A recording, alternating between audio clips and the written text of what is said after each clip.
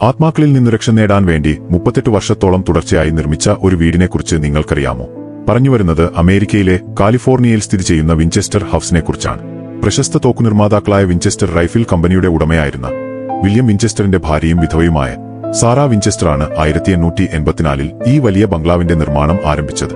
1866-ൽ William Sarah ദമ്പതികളുടെ ഏകമകൾ Annie ജനിച്ച് ഒരു മാസമാകും മുമ്പേ ഒരു അസുഖം മൂലം മരിച്ചു. കുറച്ചു വർഷങ്ങൾക്കുശേഷം ക്ഷയരോഗം പിടിപെട്ട് വില്യമിനെയും മരണം കവർന്നു. ഈ വിഷമത്തിൽ ഒറ്റയ്ക്ക് കഴിയുമ്പോഴാണ് സാറ ഒരു മന്ത്രവാദിനിയെ കണ്ടുമുട്ടുന്നത്.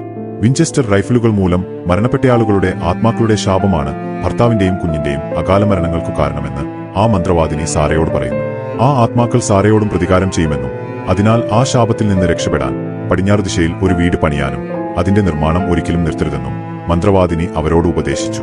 അങ്ങനെ സാറ ഒരിക്കലും പണിതീരാത്ത വീടിന്റെ നിർമ്മാണം ആരംഭിച്ചു. അടുത്ത 38 വർഷത്തേക്ക് രാവും പകലും നിർമ്മാണം തുടർന്നു. അതിന്റെ ഫലമായി 160-ലധികം മുറികൾ, എങ്ങുമെത്താത്ത കോണിപ്പടികൾ, ചുമരുകളിലേക്ക് തുറക്കുന്ന വാതിലുകൾ, എല്ലാ ദിശകളിലേക്കും തിരിയുന്ന രഹസ്യവഴികൾ, അവസാനമില്ലാത്ത ഇടനാഴികൾ എന്നിവയോടുകൂടിയ ഒരു വിചിത്ര സൗധമുണ്ടായി. ഈ ഭീമാകാരമായ മാളികയുടെ നിർമ്മാണത്തിനായി അക്കാലത്ത് ഏകദേശം $5.5 മില്യൺ ചെലവഴിച്ചു എന്നാണ് കണക്ക്. 1922-ൽ സാറ മരിക്കുന്നതുവരെ ഇതിന്റെ പണി തുടർന്നു. പിന്നീട് അവരുടെ മരണശേഷം വീടിന്റെ നിർമ്മാണം അവസാനിപ്പിക്കുകയും പൊതുജനങ്ങൾക്കായി തുറന്നുകൊടുക്കുകയും ചെയ്തു.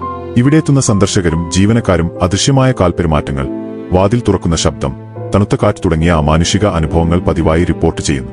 വിൻചെസ്റ്റർ റൈഫിളിനാൽ കൊല്ലപ്പെട്ടവരുടെ അസ്വസ്ഥരായ ആത്മാക്കൾ ഇപ്പോഴും ഈ മാളികയിൽ അലഞ്ഞുതിരിയുന്നുണ്ടെന്ന് വിശ്വസിക്കപ്പെടുന്നു.